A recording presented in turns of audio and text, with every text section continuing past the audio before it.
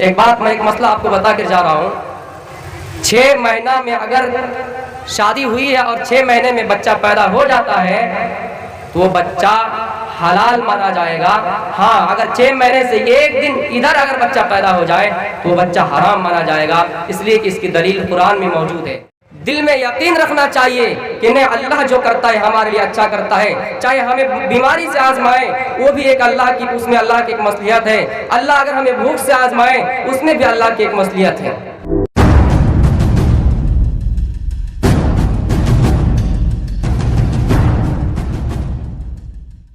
दुनिया में अगर आप किसी भी चीज पर नजर दौड़ाएंगे तो उसमें कुछ ना कुछ अल्लाह की मसलियत आपको जरूर मिलेगी। जब हम और आप अल्लाह की इबादत करते हैं, अल्लाह को मानते हैं, तो उनकी चीजों पर गौर और फिक्र भी करना चाहिए और अल्लाह पर एक दिल में यकीन रखना चाहिए कि नहीं, अल्लाह जो करता है हमारे लिए अच्छा करता है। चाहे हमें बीमारी से आजमाए वो भी एक अल्लाह की, उसमें अल्लाह की एक मसलियत है। अल्लाह अगर हमें भूख से आजमाए उसमें भी अल्लाह की एक मसलियत है। मुस्लिम शरीफ के एक हदीस में आपको सुना रहा हूँ। हजरत अनस बिन मालिक इस हदीस के रावी हैं।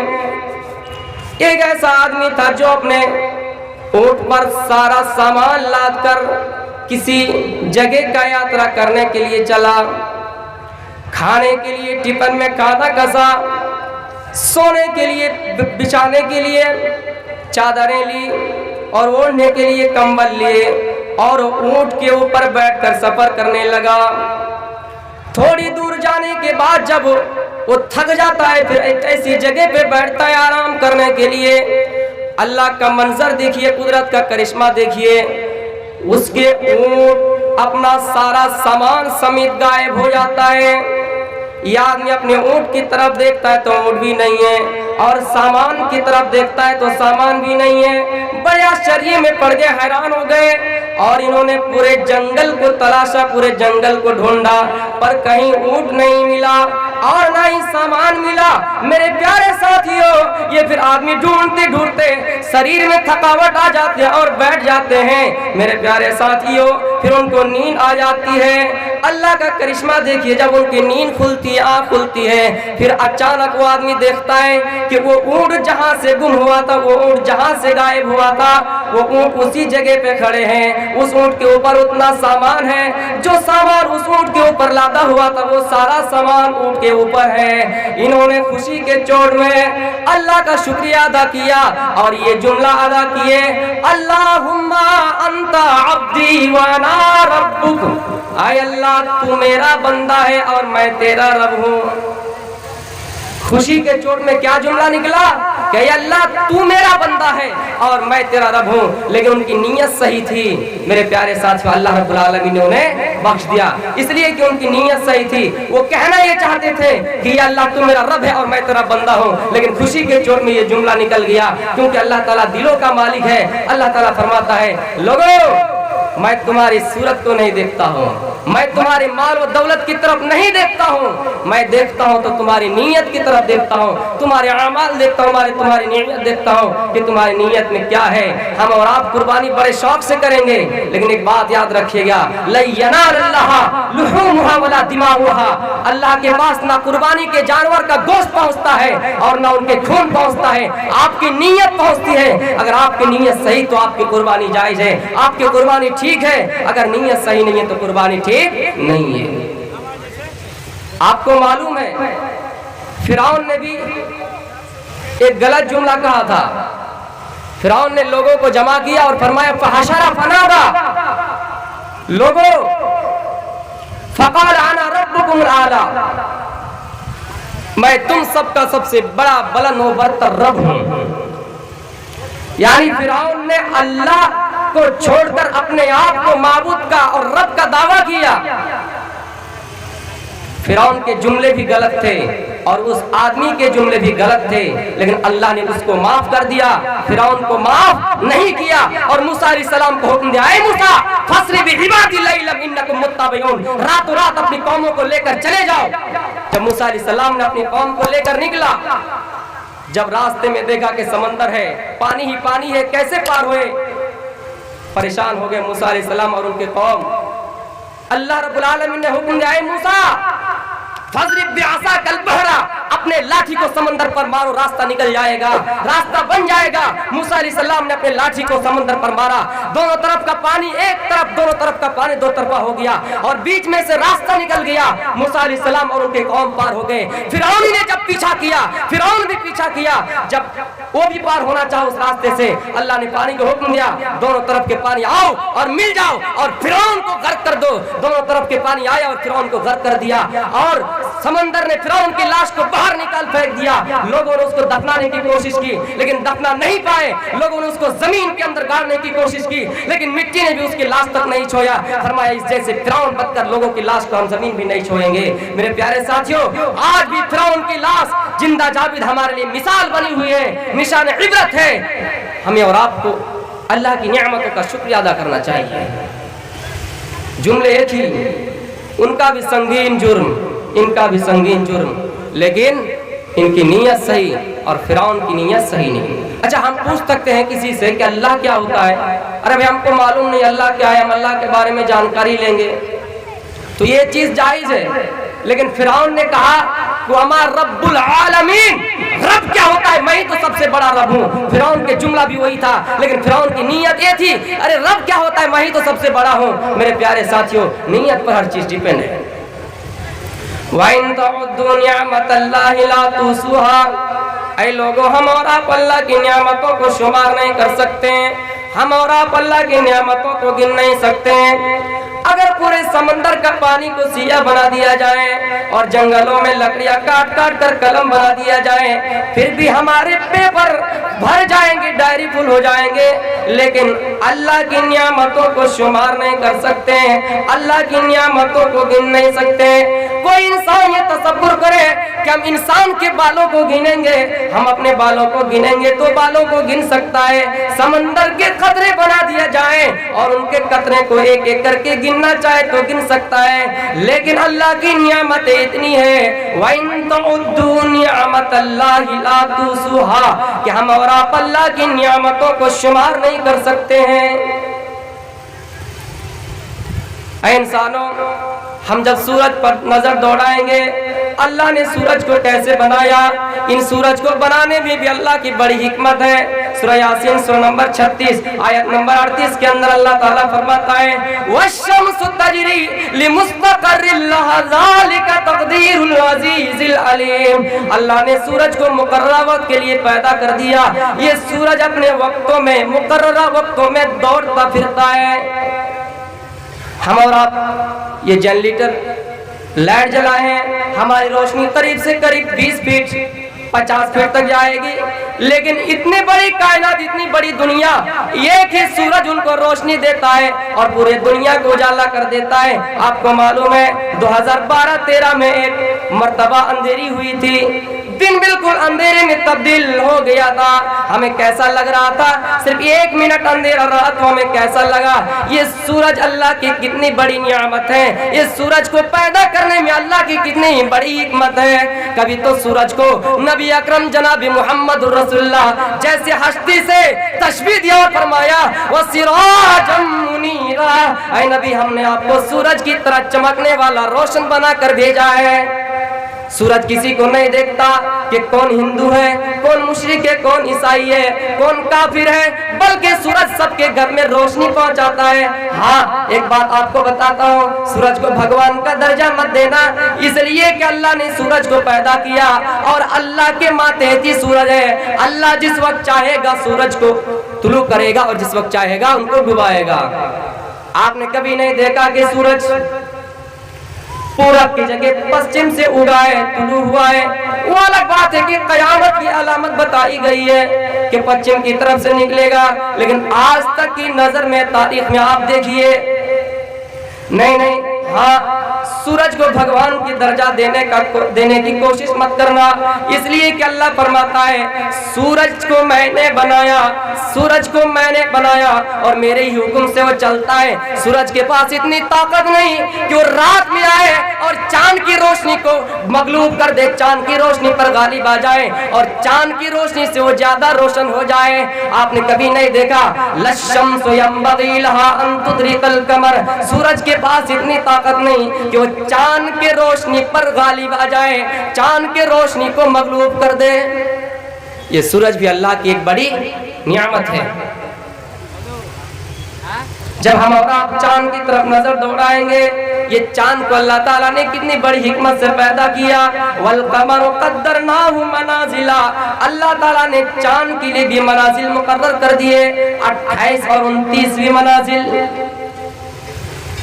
जीके में आता है कि चांद 4 लाख या 4000 मील की दूरी पर है।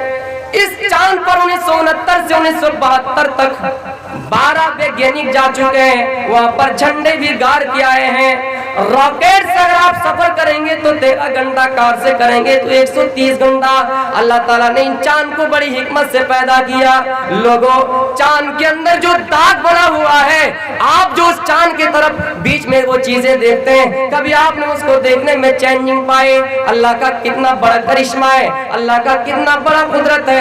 हमारी माँ बहने अपने बच्चे को खामोश करने के लिए उन्हें गली कोचे में ले जाती है और उन्हें चंदा मामा कह के दिखाते हैं। अल्लाह की कारीगरी से वो बच्चे खामोश हो जाते हैं। तो इन चांद को बनाने में भी अल्लाह की एक बड़ी हिकमत है। ये जो आप सितारों को देख रहे हैं, करोड़ों मील की बुलंदी पर है, करोड़ों मील की बुलंदी पर है। हजरत कतादा फरमाते हैं, अल्लाह के नबी फरमाते हैं कि अल्लाह ताला ने इन सितारों को खलकल्लाहु हाज़िन नुजूम लिसलासा, 3 मकसद के लिए पैदा किया। सितारों को 3 मकसद के लिए पैदा किया।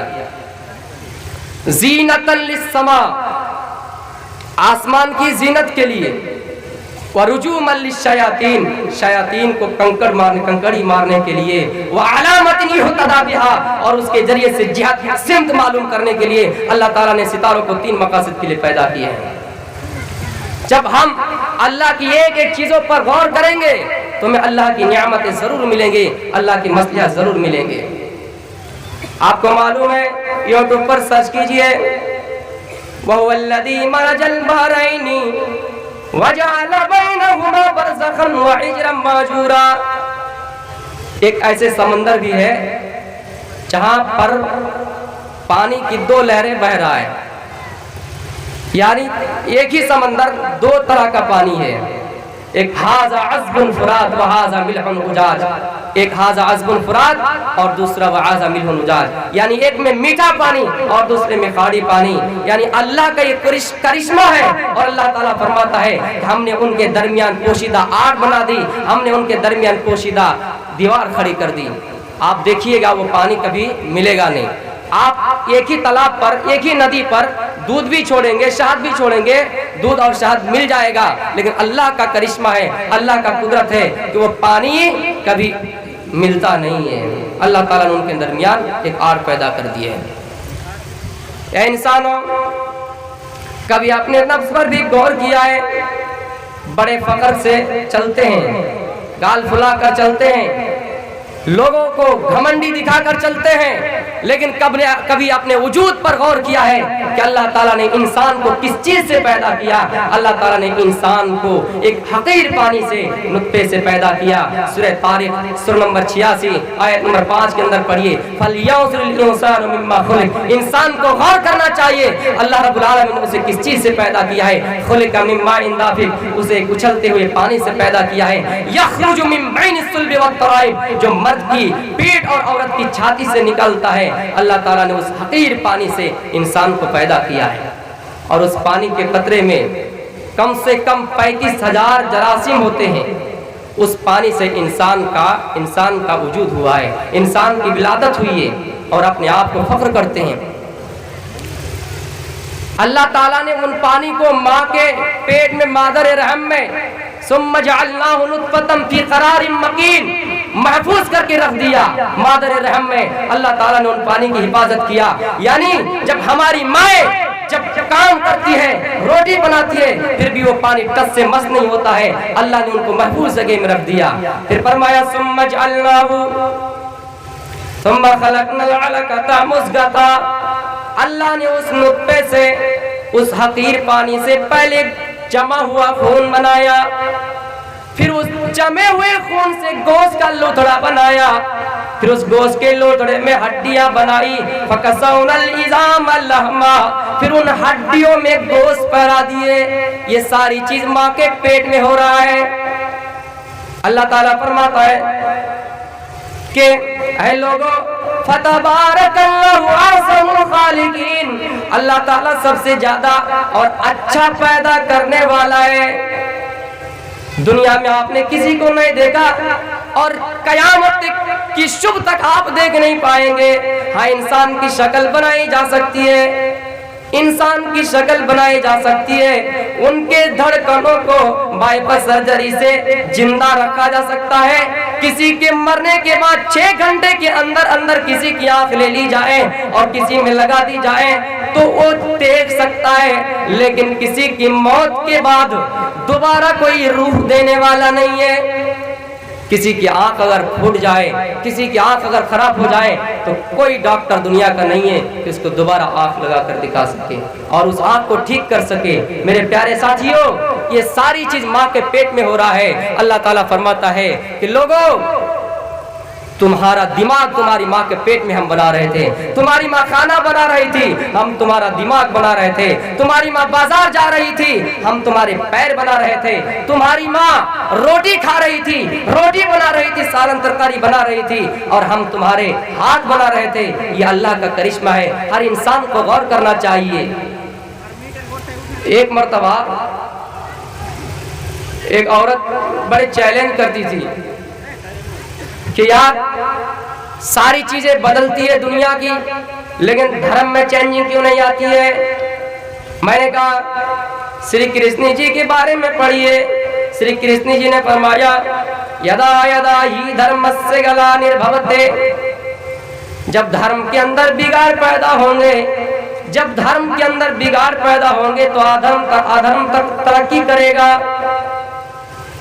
धर्म के अंदर चेंजिंग नहीं पाओगे, वलन तजिद लिसुन्नतिल्लाहि तब्दीला, अल्लाह की सुन्नत में तब्दीली नहीं पाओगे।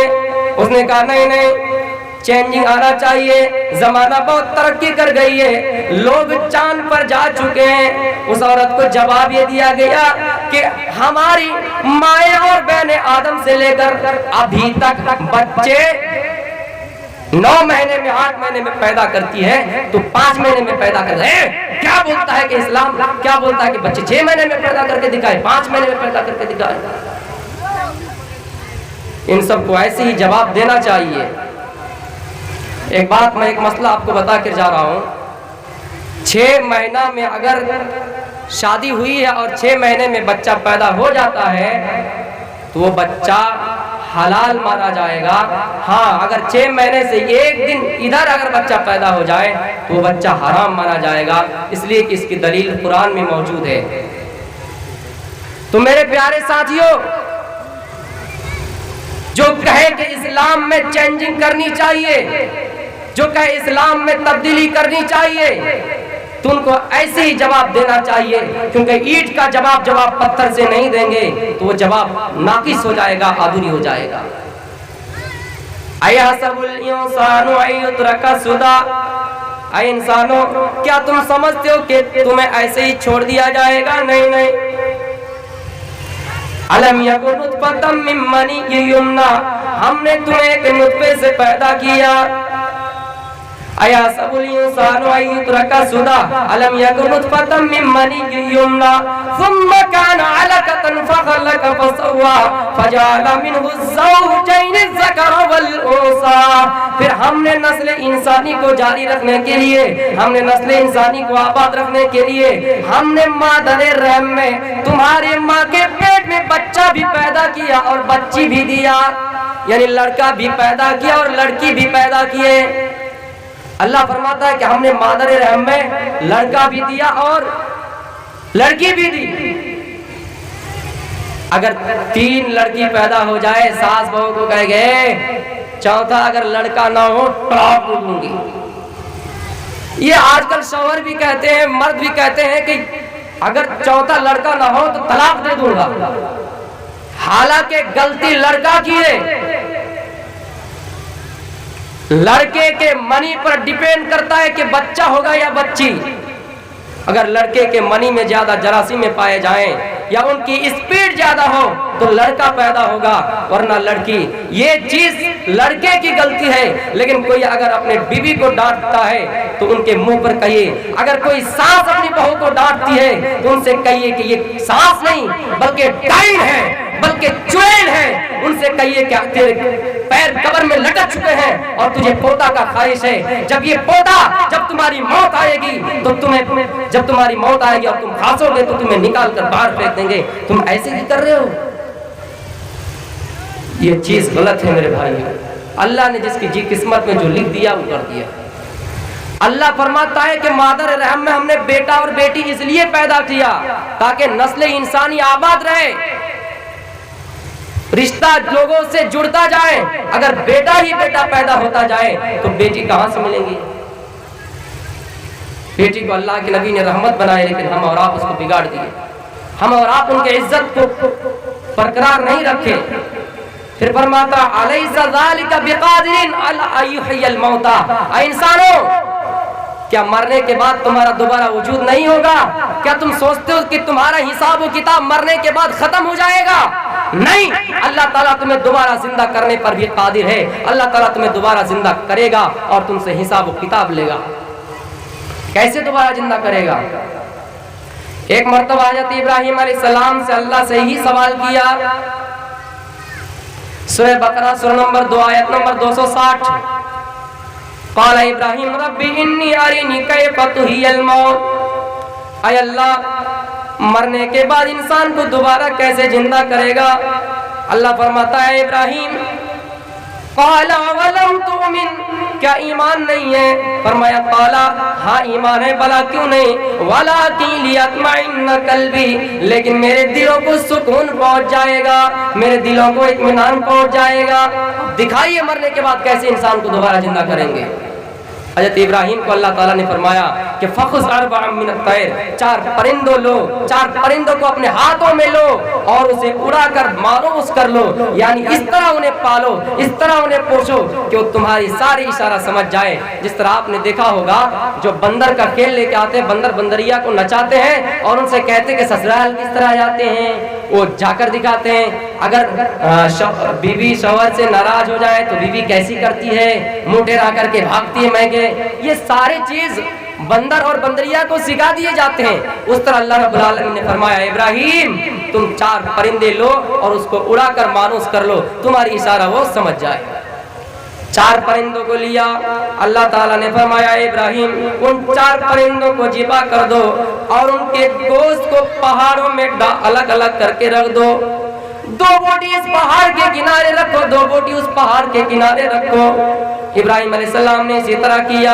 फिर अल्लाह ताला ने हुक्म दिया ऐ सारे जिस्म, ऐ सारे बॉडियों एक तरफ जमा हो जाओ। सब जमा हो गए। परिंदे में गोश्त जुड़ने लगे, हड्डियां जुड़ने लगी, पंखे जुड़ने लगे। इस तरह करते करते वो परिंदे जिंदा हो गए।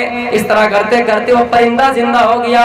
अल्लाह ताला ने इब्राहिम अलैहिस्सलाम को ये दिखा दिया कि ऐसे ही हम जब लोगों के जिस्म को अगर इंसान चाहे कि उनके जिस्म को जलाकर राख कर दे और उन राखों को हवाओं में उड़ा दे, फिर हम ऐसे ही कहेंगे ऐ जिस्मो, ऐ बॉडियो, फला फला एक जगह में जमा हो जाओ और फिर हम कहेंगे कुन, जमा हो जाओ यानी हो जाओ, तो फयकुन ये जिंदा हो जाएंगे, फयकुन तो ये जिंदा हो जाएंगे। इसी तरह करते करते मेरे प्यारे साथियों हज़रत उज़ैर अलैहिस्सलाम जब एक बस्ती से गुजर हुआ उजैर अलैहिस्सलाम जब एक बस्ती से गुजरे, वहां पर लोगों ने शराब का दिल दादा हो गया, वहां पर लोगों ने शराब पी रखी थी। अल्लाह ताला ने उन बस्ती को उजाड़ दिया था, अल्लाह ताला ने उन बस्ती को वीरान कर दिया, अल्लाह ने उनकी बस्ती को तहस नहस कर दिया, अल्लाह ने उन बस्ती को उस बस्ती को गर्क कर दिया।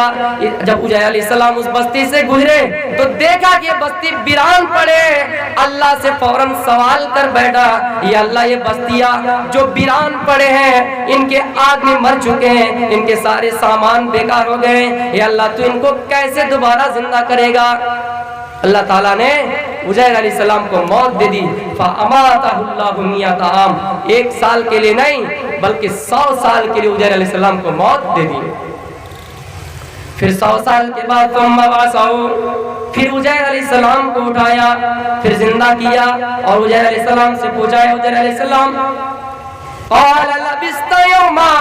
दुनिया में मरकर कितने दिन रहे?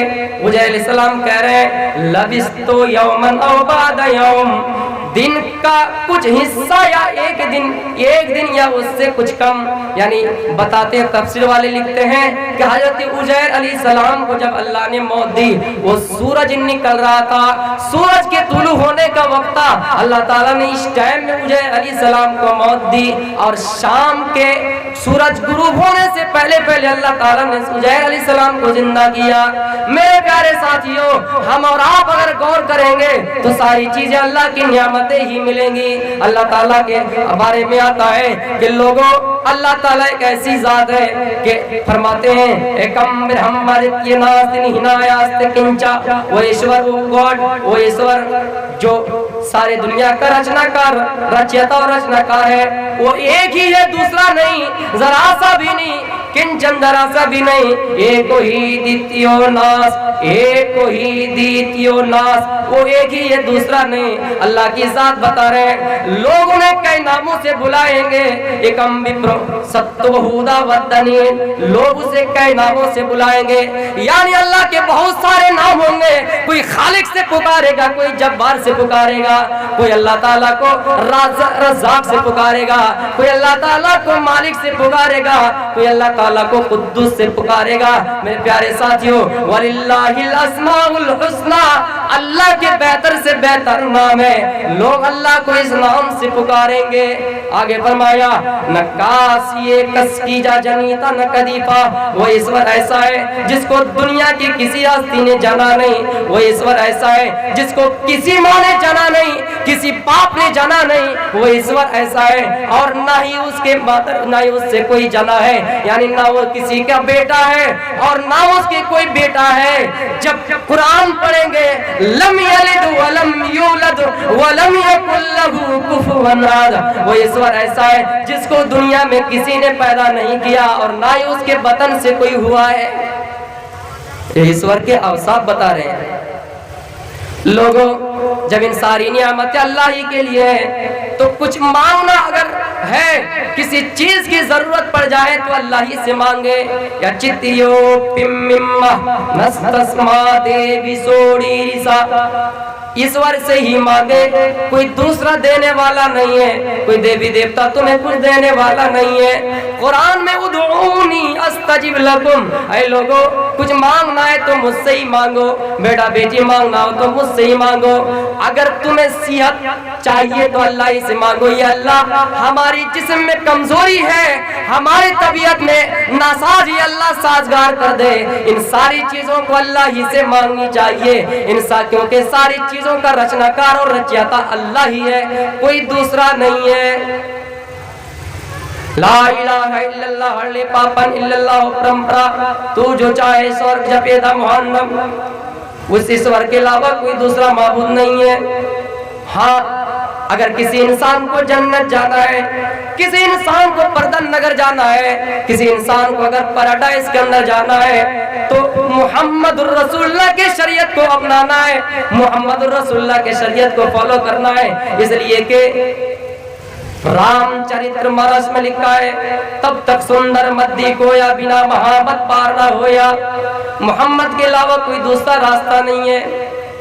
हम और आप किसी दुनिया का यात्रा करेंगे, हमें रास्ता बहुत मिल जाएगा, लेकिन जन्नत एक ऐसा रास्ता है, जन्नत एक ऐसा घर है जिस पर जाने के लिए, जिसको अपना मकाम हासिल करने के लिए, जिसको अपना घर बनाने के लिए हमें जनाबे मोहम्मद रसूलुल्लाह का रास्ता इख्तियार करना है, उनके रास्ता ही को पकड़ना है, उनके रास्ता ही को लाजिम बनाना है। अल्लाह रब्बुल आलमीन के बारे में आता है, लोगों महीदे वस्य सवितु परिष्टु महान इमादि तोड़ो तपसा प्रस्ता। सारी तारीफें अल्लाह ही के लिए, सारी प्रशंसाएं अल्लाह ही के लिए, सारी तारीफें अल्लाह ही के लिए, यानी अल्हम्दुलिल्लाहि रब्बिल आलमीन। अग्ने नया सुपधाराए आसमा, ईश्वर तू हमें सीधी राह की तरफ चला।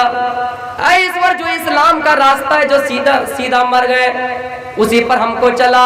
यानी जब हम सूरह फातिहा पढ़ेंगे, इहदिनस सिरातल मुस्तकीम, आए खुदा तू हमको सीधी रास्ते पर चला। वो सुरदयामाना, वो बड़े रहम करने वाले, बड़े कृपालु है, यानी अर्रहमानिर रहीम, वो रहम करने वाले और बड़ा मेहरबान है। मेरे प्यारे साथियों, वयुनान बियुदान, वो कयामत के दिन का मालिक है, कयामत के दिन का मालिक है, मालिक यौमिद्दीन। ये सारे अवसाफ वेदों में अल्लाह के बारे में मौजूद है। अल्लाह की नियामत को हमें और आपको याद करना है। मौजूदा हालात में हजरत आयशा के बारे में तौहीन करने वाले, जिन्होंने एक फिल्म रिलीज किया था, किसी वजह से वो पास नहीं हो पाया, जिन्होंने एक बैनर लगवाया था मस्जिद के बारे में, नाम मैं खुलासा नहीं कर रहा हूं, मैं मुख्तसर आपको समझा रहा हूं। उसी शख्स ने कुरान की 26 आयतों पर इल्जामात लगाए और कहा कि ये आतंकवादी को बढ़ावा देता है। मेरे प्यारे साथियों, कुरान भी एक अल्लाह की नियामत थी, कुरान भी एक अल्लाह की नियामत है और कयामत की शुभ तक बाकी रहेंगे। इसलिए आपको घबराना नहीं है कि कुरान की 26 आयतें मिट जाएंगे, नहीं, अल्लाह ताला ने खुद इस कुरान की गारंटी ली है और फरमाया कि इन्ना नहनु नज़्ज़लना ज़िक्रा व इन्ना लहू लहाफ़िज़ून, कि इस कुरान को हमने नाजिल किया और इस कुरान की हिफाजत की गारंटी हम ले रहे हैं। इसी तरह बहुत लोग पैदा होंगे कुरान को मिटाने वाले, कुरान की 26 आयतों को रिमूव करने वाले, 26 आयतों के ऊपर इल्जामात लगाने वाले, लेकिन आप जरा सख्त से मस नहीं हुई है, क्योंकि हम इस कुरान की गारंटी ले रहे हैं। ज़ालिकल किताबु ला रैब फीही, इस किताब में कोई शक नहीं है। अल्लाह ताला ने इस कुरान की इतनी कुरान को मुकद्दस किताब बनाया और इसकी इतनी फजीलत बयान की कि कुरान के एक हर्फ पढ़ने पर 10-10 नेकियां मिलती है। कैसे हम गवारा कर ले कि उन 26 आयतों को हटाए? मेरे प्यारे साथियों, इस कुरान की हिफाजत करने के लिए कुरान के अंदर 114 सूरतें हैं। हम अपने जिस्म के बॉडी को 114 हिस्सों में बांटेंगे और एक एक बॉडी, एक एक जिस्म को हम कुरान की सूरतों में, कुरान की सूरतों की हिफाजत करने में लगा देंगे। कुरान के अंदर 6666 आयतें हैं। हम अपने शरीर के खूनों के कतरों को 6666 में बांटेंगे और एक एक कतरा हम एक एक आयत की हिफाजत में लगा देंगे। मेरे प्यारे साथियों, कुरान के अंदर 14 सजदे हैं। हम बार बार छत से गिरेंगे, हमें कोई गिरा दिया जाए और फिर कहा जाए कि क्या कुरान की तुम हिफाजत करोगे, गिरना मंजूर कर लेंगे, लेकिन कुरान की सजदे को हम बिगाड़ने नहीं देंगे। ये मेरा चैलेंज रहा।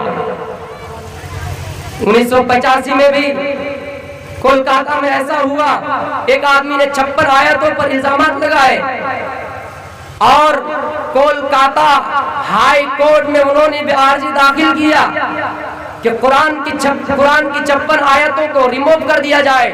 लेकिन वहां के वकील भी, जज भी बड़े होशियार थे, उन्होंने कहा नहीं, ये कुरान आसमानी किताब है, इस कुरान के अंदर चेंजिंग नहीं पाएंगे। वलन तजिद लि सुन्नतिल्लाहि तब्दीला, अल्लाह ताला की सुन्नत में तब्दीली नहीं पाएंगे। ये सब अल्लाह की नियामतें हैं। इस कुरान के बारे में अल्लाह के नबी फरमाते हैं कि हज़रत उस्मान इस हदीस के रावी है कि खैरुकुम मन तअल्लमल कुरान व अल्लम, हो। इस कुरान को पढ़ने वाला, इस कुरान को सिखाने वाला सबसे बेहतर शख्स है, लेकिन हम इन नियामतों को कैसे ठुकरा रहे हैं। वो अलग बात है कि किसी के ज़हन में ना उतरे, कुरान सबके लिए हिदायत नहीं है। कुरान तो मोमिनों के लिए हिदायत है, मुत्तकियों के लिए हिदायत है, यानी कुरान समझने वालों के लिए हिदायत है। डॉक्टर शिव शक्ति स्वरूप इन कुरान की आयतों को पढ़कर इस्लाम ले आए। जब कुरान में ये जुमला देखा, कुरान में ये आयतें देखी कि माँ के पेट में बच्चा कैसे बनता है। 1400 साल पहले साइंस ने इतनी तरक्की नहीं की थी, मेडिकल साइंस ने इतनी तरक्की नहीं की थी कि माँ के पेट में सबसे पहले खून का लोथड़ा बनता, गोश्त का लोथड़ा, उसके बाद हड्डियां पढ़ाए जाते हैं, उसके बाद उस हड्डियों में गोश्त बनाए जाते हैं। उन्होंने ये चीज देखकर इस्लाम ले आए, कलीमा पढ़ा और मुसलमान हुए। कुरान समझदारों के लिए हिदायत है। मेरे प्यारे साथियों, हमारे गवर्नमेंट ने भी इस कुरान के ऊपर एक चीज पहले बताए थे कि कुरान में लिखा है कि वक़्तुल मुशरिकीन, काफिरों को कत्ल कर दो। तो उन्होंने सिर्फ, मैं अदब से नाम ले रहा हूँ, उन्होंने सिर्फ इतना कहा था कि कुरान में काफिरों को मारने की इजाजत क्यों दी है, लेकिन उन्होंने ये एतराज नहीं किया था कि कुरान की आयतों को निकाल दिया जाए। लेकिन हम और आप हैं, इस घर को आग लग गई, इस घर के चिराग से।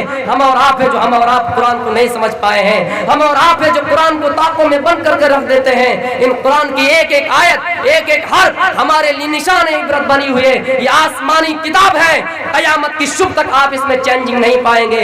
हमारे लाखों बच्चे ऐसे हैं, हमारे लाखों हाफिज बन जाते हैं। इन कुरान को टू बटू से एक तरफ से सुना देता है। दुनिया में कोई ऐसी किताब नहीं जिसको एक तरफ से सूरह फातिहा से लेकर नास तक कोई सुना दिया जाए, लेकिन 6 साल का बच्चा इन कुरान को सूरह फातिहा से लेकर नास तक सुना देता है। अल्लाह ने किसी किताब के बारे में नहीं कहा, ना ही कोई इंसान ये बात तसव्वुर कर सकता है कि किसी किताब के कोई हाफिज है, लेकिन कुरान के बारे में अल्लाह ताला फरमाता है हाफिज कुरान 6 साल के बच्चे भी इन कुरान को याद कर लेता है, अपने सीने में रख देता है। दुनिया की सारी किताबों को जला दिया जाए, दुनिया की सारी किताबों को गंगा में बहा दिया जाए और फिर कहा जाए कि इस कुरान, कहा जाए इन किताबों को फिर इस दुनिया में लाओ, तो नहीं आ सकते हैं। लेकिन कुरान सूरह फातिहा से लेकर नास तक आ जाएंगे।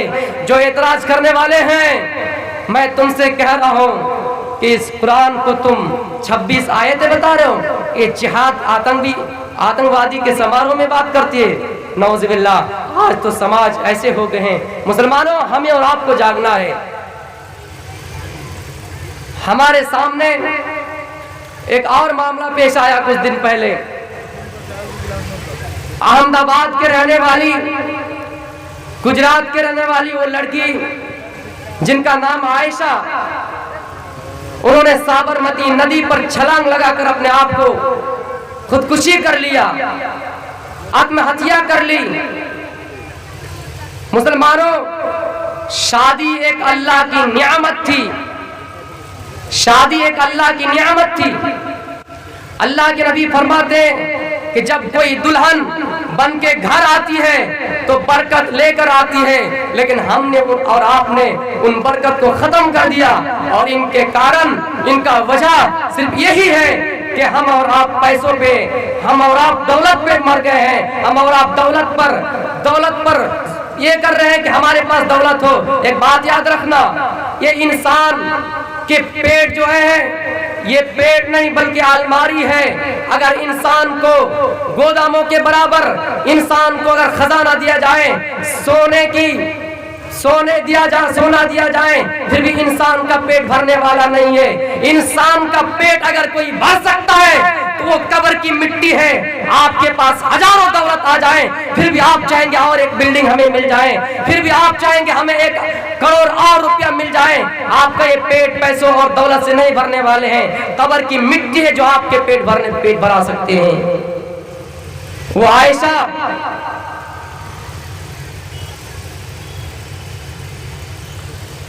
मेरे प्यारे साथियों, टाइम खत्म होने जा रहा है। राम और सीता के बारे में कुछ बता नहीं पाए। मैं 15 मिनट टाइम और चाहता हूं। तो राम और सीता की कहानी, एक मियाँ बीवी की कहानी बताए जा रहे हैं। और सीता का जन्म मिथिला के राजा जनक, जब एक मर्तबा कहत साली पड़ा, उन्होंने एक पंडित से मशवरा किया कि क्या किया जाए। पंडित ने मशवरा दिया राजा जनक को कि हाल चलाया जाए खेतों में। जब उन्होंने हाल चलाया तो नीचे एक संदूक मिला, बक्सा मिला, उसके अंदर सीता मिली और हाल के पौड़े को, उनके लकीर को सीता कहते हैं और उसी से सीता का नाम सीता पड़ गया। सीता की शादी राम से 6 वर्ष की आयु में 6 साल की उम्र में शादी हुई। जब कैकेयी ने, राजा दशरथ की बीवी कैकेयी ने राम को 14 वर्ष का वनवास दिया। राम अपने भाई लक्ष्मण के साथ वनवास चले गए, अपने साथ सीता को भी लेकर वनवास चले गए। मेरे प्यारे साथियों, रावण सीता को हरार करने के लिए अपने मरीच मामा के साथ गए। मरीच मामा ने हिरण का रूप धारण कर लिया और सीता को हिरण पसंद आ गया। सीता ने अपने शौहर जीवन साथी राम को कहा, ये हिरण मुझे देखकर खूबसूरत लगता है, तो मेरी हिरण का शिकार करके ले आओ। हालांकि वो रावण का मामा मरीच था। ये हिरण शिकार करके लाओ।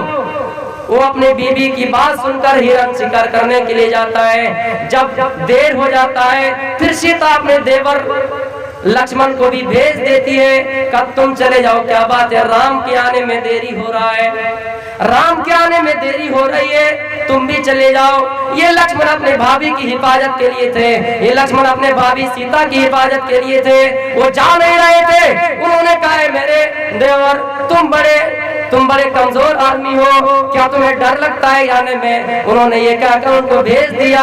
लेकिन लक्ष्मण ने एक लकीर खींच कर गया था, क्या है सीता, तुम इसके अंदर रहना, तुम बाहर निकालने की कोशिश मत करना। ये लक्ष्मण रेखा है, कोई अगर तुम्हें हड़पने के लिए जाए, कोई अगर तुम्हारे जिस्म को छोड़ने के लिए जाए, वो जलकर भस्म हो जाएंगे, कोई जा नहीं पाएंगे। लेकिन एक बात है सीता, तुम लक्ष्मण रेखा को पार नहीं करना।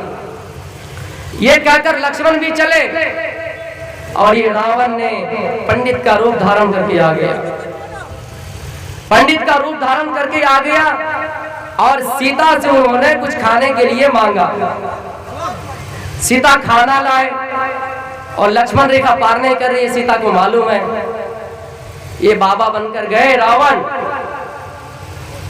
जब इन्होंने कुछ बातें सुनाए तो सीता मजबूरी में आ गए, कहा तेरे साथ ऐसा होगा, तेरे शौहर ऐसा होगा। जब सुना तो वो लक्ष्मण रेखा पार कर दी और जैसे ही सीता लक्ष्मण रेखा पार किया, ये रावण अपने शक्ल में आ गए और सीता को लेकर हड़र हो गए। अब सीता जी बड़ी चालाक थी। उन्होंने रावण से कहा कि तुम मुझे छोड़ दो, क्योंकि मेरे पति और लक्ष्मण जरूर मुझे ढूंढने आएंगे। रावण से राजा दशरथ के साथी जटायुओं का आमना सामना हुआ, लड़ाई हुई, इत्तेफाक से जटायु मर गए। सीता जी बड़ी चालाक थी। सीता ने कहीं दुपट्टा फेंका, जब मेरे जीवन साथी राम और लक्ष्मण ढूंढने आएंगे, ये दुपट्टा देकर पहचान जाएंगे। फिर जब सीता और आगे बढ़ा, रावण लेके भागा, तो उन्होंने हाथ का कंगना फेंका, कहीं पर ओढ़नी फेंकी। इस तरह करके रावण ने सीता को लेकर लंका चले गए। राम जी ने लक्ष्मण और हनुमान को सीता को ढूंढने के लिए भेजा। जब थोड़ी दूर आगे बढ़ा तो देखा कि कंगना मिला। हनुमान लक्ष्मण से पूछ रहे कि ये किसकी है? कहने लगे ये मेरे भाभी सीता की है। इसी रास्ते से रावण ने लेकर भागा होगा, चलिए और आगे चलते हैं। जब फिर और आगे गया तो देखा कि दुपट्टा पड़ा है, ये किसकी है? कहने लगा मेरे भाभी सीता की है। इसी रास्ते से लेकर गया होगा, चलिए आगे चलिए। फिर जब आगे गया तो नाक की नथुनी मिली। उसने कहा ये किसकी है? कहा ये तो नहीं पहचानता, हो सकता है मेरी भाभी सीता की हो। कहा मेरी भाभी सीता की हो सकता, तो बताया कि हाथ का कंगना पहचान गए, दुपट्टा पहचान गए, नाक की नथुनी क्यों नहीं पहचाने? कहने लगा ये मेरे भाभी सीता अपने नाक में पहनती थी और आज तक अपने भाभी का मैंने चेहरा नहीं देखा। ये हिंदू धर्म में भी पर्दा का जिक्र है। तब फिर रावण और लक्ष्मण ने युद्ध किया, दोनों की लड़ाई हुई और रावण मर गए, रावण कत्ल हो गए। हनुमान और लक्ष्मण ने सीता जी को छुड़ा कर लेकर आए। सीता जी को जब छुड़ा कर ले आए, सीता जी अपने शौहर अपने राम के पास जाते हैं और राम के पास झुककर ये जुमला अदा करते हैं, राम रमा सत्य है। सीता जी राम के सामने झुक रहे हैं, राम ने उसको उठा लिया, झुकने नहीं दिया और बताया, ऐ सीता मेरे सामने मत झुको, बल्कि झुकना है तो ईश्वर के सामने झुको। यानी मैं तुम्हारा राम हूँ और मेरा राम भी कोई ऊपर वाला है, यानी राम के राम से झुको। ये चीज बदल गई।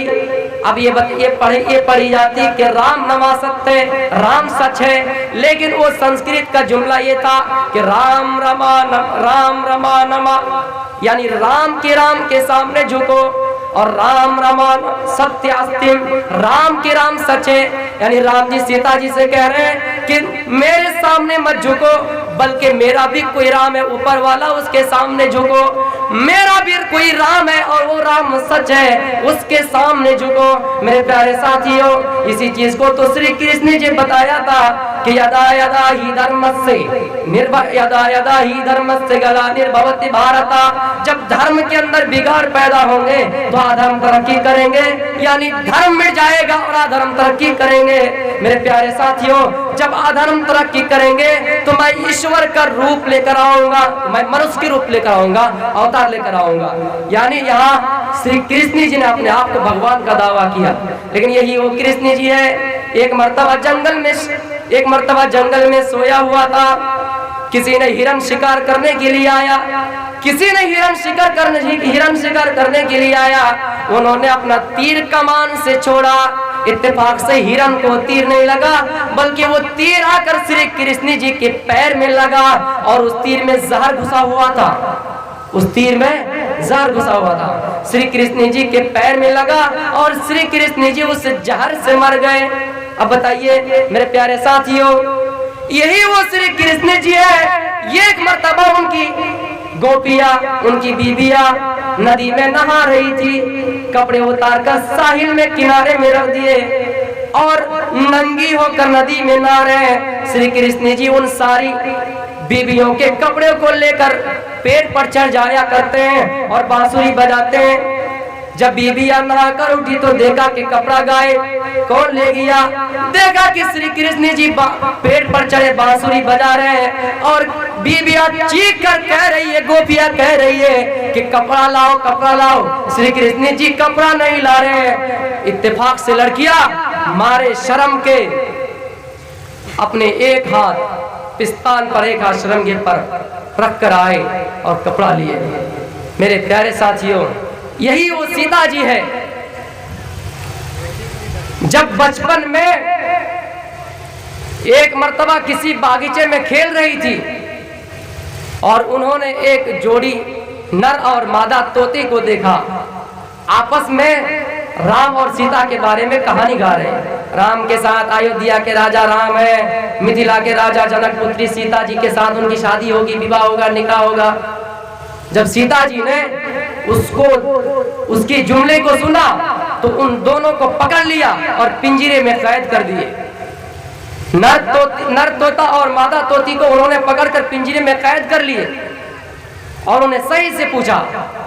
ये दोनों आपस में छुड़ने की कोशिश की कि छोड़ो छोड़ो, पिंजरे से निकालो, क्योंकि ये पिंजरा असल मस्कर नहीं है। हमने छोटे में पढ़ा था कि अल-हब्स लैसा मज़हबी, कैद खाना मेरा मजहब नहीं है। यानी वही यकुम मिन ज़हबी, अगर चाहिए सोने का क्यों ना हो, अगर आप किसी पिंजरे को, किसी परिंदे को पिंजरे में कैद करके रखते हैं, चाहे वो सोने का क्यों ना हो, उसको अच्छा नहीं लगता है, इसलिए कि उसका असल मस्कन गावतु रब्बी गायती, रब के जंगलात है। यानी पहाड़ों की चट्टानों पर बसेरा करके वो अपनी जिंदगी गुजार लेगी, जंगलों में रहकर घोंसले बनाकर, आशियाना बनाकर वो जिंदगी गुजार लेगी, लेकिन किसी पिंजरे में रहना गवारा नहीं करेगी। तो परिंदे ने छुड़ने की कोशिश की, सीता जी ने सिर्फ नर तोता को छोड़ा, लेकिन मादा को नहीं छोड़ा। ये मादा तोती कहने लगी, मुझे छोड़ो, मैं अपने जीवन साथी नर तोता के बगैर रह नहीं सकती। ये भी कहने लगे कि मैं अपनी मादा तोती के अलावा रह नहीं सकता। इत्तेफाक से सीता जी ने उसको नहीं छोड़ा और वो उसी पिंजरे के अंदर मर गए और ये भी बाहर मर गए। दोनों तोती तोता दोनों मर गए, नर मादा दोनों मर गए। तो उन्होंने मरते समय एक श्राप दे दिया। क्या श्राप दिया? क्या है सीता जी, जब तुम भी गर्भावस्था हालत में होंगे, जब तुम्हारे पेट में भी बच्चे पैदा होंगे, जब तुम्हारे पेट में अमल ठहरेंगे तो तुम्हें भी वनवास दिया जाएगा। और सीता जी को वनवास हुआ था, यानी जब वहां से छुड़ा कर लाए लक्ष्मण और हनुमान जी ने रावण से युद्ध करके सीता को छुड़ा कर लाए, तो ये नर तोता जो मर गया था धोबी की शक्ल इख्तियार की और जाकर बता दिए कि सीता जी रावण के साथ रहकर आए हैं, अपराधी हैं। तो लोगों ने सीता जी को गर्भावस्था हालत में वनवास दिया था और वनवास ही की हालत में सीता जी के दो बेटा पैदा हुए थे, लव और कुश। ये दोनों बेटा गर्भावस्था हालत वनवास ही की हालत में पैदा हुए थे।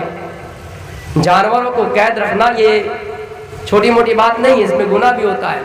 आपने सुना होगा मुस्लिम शरीफ की हदीस है, ये एक औरत फाहिशा थी, बदचलन थी, तवाइफ औरत थी, पैसा लेकर अपना जिस्म बेचती थी। सड़कों पर कोई मिल जाए 50 रुपया 200 रुपया लेकर अपने जिस्म को इस्तेमाल कराती। लेकिन इत्तेफाक से ऐसा हुआ, एक दिन वो किसी कुएं के पास थी।